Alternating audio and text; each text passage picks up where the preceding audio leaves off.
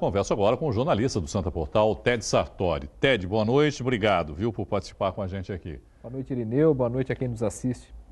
Resultado justo, na sua opinião, Ted? Olha, pelo número de chances, né, que tiveram Santos e Ceará, o Ceará teve boas chances também. Eu acho que talvez o mais justo fosse o empate, viu, Irineu? Porque o Ceará também teve as suas oportunidades. Graças às fortes emoções proporcionadas pelo goleiro do Santos. Digamos, também, né, Ted? também. Porque, inclusive, uma delas acertou o travessão. o goleiro do Santos é para quem é para cardíaco, né, como a gente costuma dizer, né? Exatamente, não, muito se deve a isso também.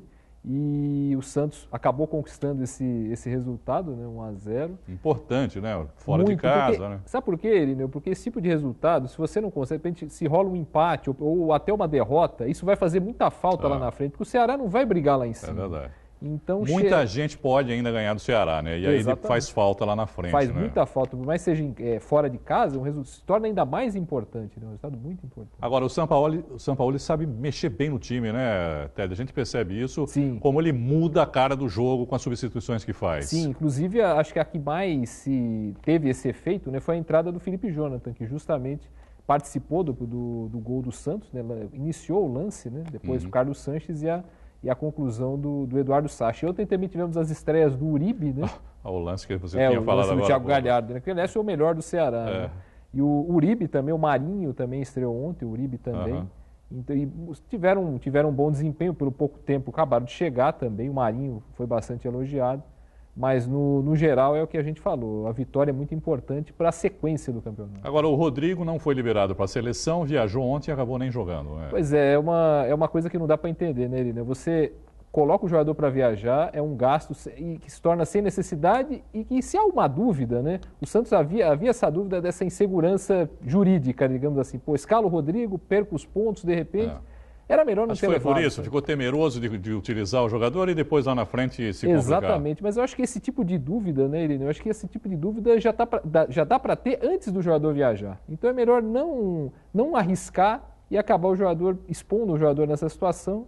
E a CBF também prova que não gosta muito do Santos, né? Porque não dá nenhuma posição, nenhuma posição oficial. Mas isso era uma coisa também que o Santos deveria ter visto antes já, Sim, não é? Quer muito. dizer, antes da convocação já deveria estar lá nos bastidores da CBF de alguma forma prevendo, né? Você viu, uma semana atrás o Rodrigo deu uma entrevista, assim que acabou o Santos Internacional, ele que avisou que ele não ia jogar e que o pai, dando a entender que o pai dele conseguiu essa liberação. Quer dizer, o Santos, não dá a impressão que o Santos participou de nada, né?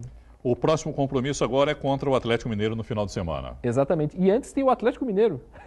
Tem uma overdose. Estava brincando, né, contigo. Nossa, vai ser uma overdose. Tivemos uma overdose de São Paulo e Bahia, agora é uma overdose de Santos e Atlético Mineiro. Exatamente. Né, o Santos joga pela Copa do Brasil na quinta-feira, 20 horas, no Pacaembu. Jogo de volta, né, das oitavas. O primeiro jogo foi 0-0 em Minas.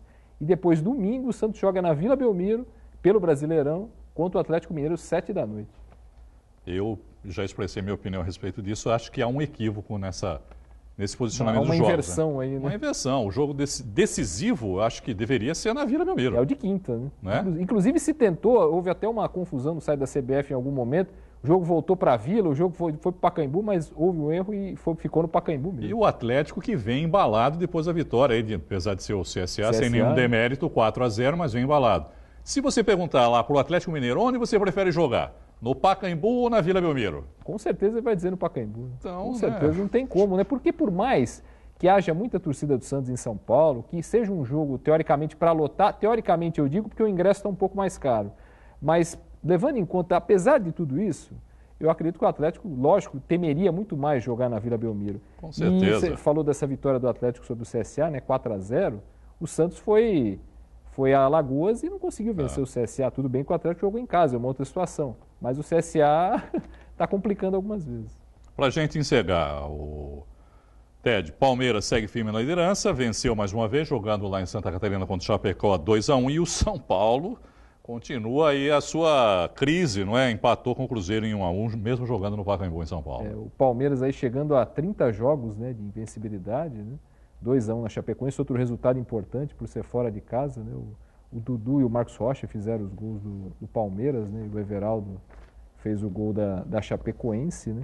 E o Palmeiras a caminhada do Palmeiras, né? Embora seja muito cedo, né, Irineu, mas a caminhada do Palmeiras indica que, nesse momento, o Palmeiras é o grande candidato ao título, apesar desse problema aí fora de campo, né, que não é o Palmeiras o culpado, né, esse problema, esses pontos subjúdice da vitória contra o Botafogo. Vamos combinar, não está fazendo muita Não diferença. tá fazendo, porque continua líder do mesmo jeito. Você vê, ontem o Santos ganhou do Ceará, o Santos ficou 1h30 líder. Mais ou na menos. frente, né, líder? Exatamente.